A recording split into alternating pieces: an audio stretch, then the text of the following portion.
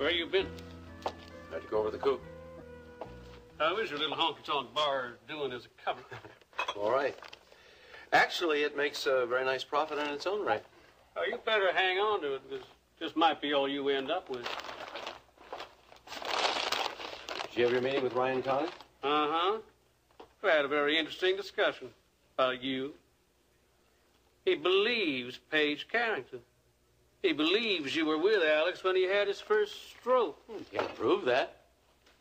There's no way they can prove I was actually with the guy when he fell over. Whether he can prove it or not's beside the point. He thinks you're involved somehow in the misappropriation of funds, and he's not going to stop until he uncovers that. He tell you that? He didn't have to tell me. Ryan's a pretty cautious man, but I can read him pretty easily. Well, maybe you read him wrong this time. Peter, he's been falsely accused of a crime. He's going to do everything he can to clear his name. And that means big trouble for you, Peter. For me?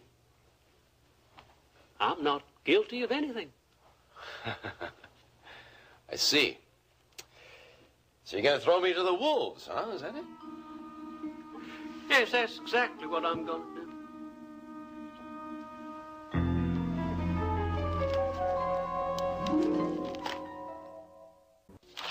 You didn't tell Lawrence about Johnson, did you? No.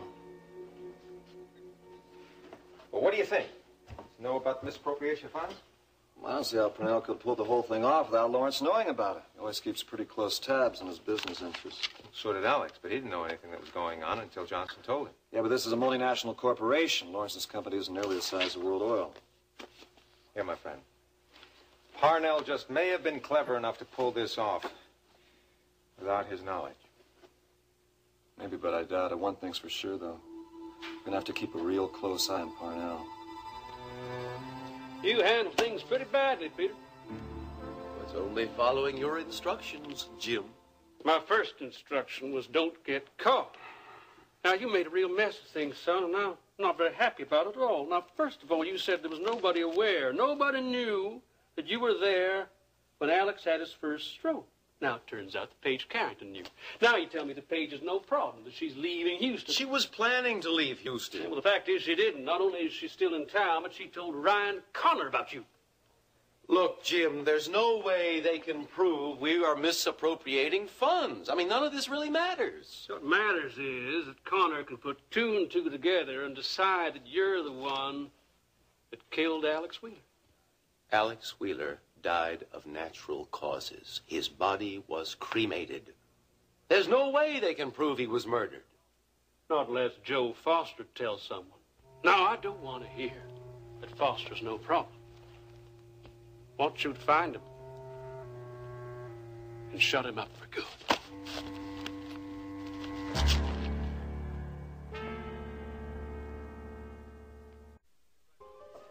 Want some coffee? Just soon get right down to business, Pete. Sure. Want to know if you've come up with any ideas yet on how to locate Joe Foster. As a matter of fact, I have. Well, what are they?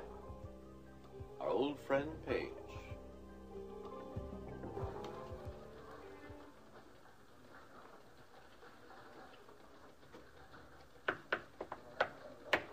Paige. Good morning. Oh, what a nice way to start the day. Come in. Oh, you're probably busy. I'm never too busy for you. What brings you by? Well, I came by to see if you were interested in a story. A story? Mm-hmm. An exclusive, or what you newspaper people may call a scoop.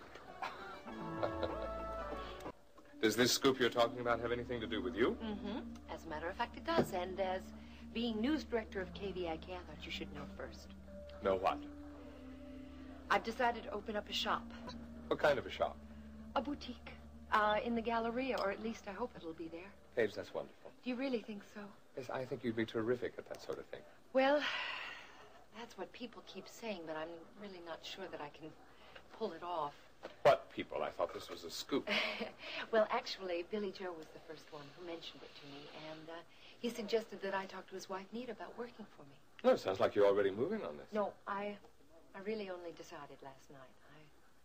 I really wasn't sure, Elliot, but the more I thought about the idea, I kind of liked it. Well, you have impeccable taste. You know how to dress. You certainly know the kind of clothes that would go. It's a natural for you. Well, it's not my taste that I'm worried about. It's the business end of it. I think running the top of the World Club should take care of that. Maybe. Of course it will. Who's backing you? I suppose I'll back myself. Well, that sort of thing takes a lot of money. Well, I do have a little money of my own from selling my share of the ranch, but, Elliot, do you think I'm really crazy? Not at all. Well, for every one of those places that's successful, there's at least 20 that fold within a year. I don't think you're crazy at all. In fact, I'd be honored if you'd allow me to invest. Oh, I couldn't let you do that. I'd feel bad enough if I lost my own money, let alone lose yours. You're not going to lose anyone's money. You've got to think positively. You're going to be a huge success. Well, thank you. I appreciate your vote of confidence. It's nice to know that somebody believes in me. You know that I believe in you. I believe in you a great deal. Well, I can't let you invest, but there is something that you could do. Name it. Well, this afternoon I was planning on going down to the Galleria to take a look at a couple of the shops that are up for grabs, and that's why I came by. I was wondering if you could spare some time. I know next to nothing about that kind of thing. You've come to the right place. You remember my telling you that I tried my hand at real estate once? Oh, yeah. I know everything you need to know and then some. I'd be happy to go with you. When did you want to go? Well, I thought after lunch, if that's not inconvenient. Oh, that'll be fine. I'll be right here. All right. Then I'll see you after lunch. Fine. Bye-bye.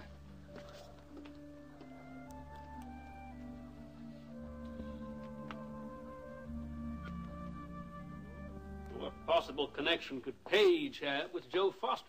Well, she's the one who forwarded Foster's confession to the police. If it hadn't been for that, Dennis Carrington would be standing trial right now for the murder of Chris Shaw. Now, you told me Paige said that confession had been slipped under the door. Yeah, that's what she claimed. And you don't believe her? Well, it struck me as a little far-fetched. Well, apparently the police believed her. They weren't living with her. I was. She acted a little strange about it. Strange in what way? Oh, like she was hiding something or someone. What are you suggesting? Foster gave Paige that confession himself? It's a possibility. I think you're barking up the wrong tree. It's worth a try. You mean you talked to her? Well, sure. Well, what if she doesn't know anything? What if her story is on the level? Don't have anything to lose. Well, except that we would have made her suspicious. I can handle Paige. You don't seem to be doing very well so far. I can handle her. Look, she's already told Ryan Connor you were the last one to see Alex Wheeler the night he had his stroke. Now, it's just a step from there to realizing you had some connection with Wheeler's death. I don't have anything on me. Look, you only make matters worse. What could be worse? I mean, it's either that or just sit here and wait for Joe Foster to come knocking on my door. I don't like it, Pete. Now, I think we should check our other leads first. What other leads? I've already been to the tenement where Joe Foster was living with that girl of his. They weren't there. I checked with the girl at the diner where Joe was working. She said he and the girl both disappeared one day. I don't know. Paige is all we've got right now.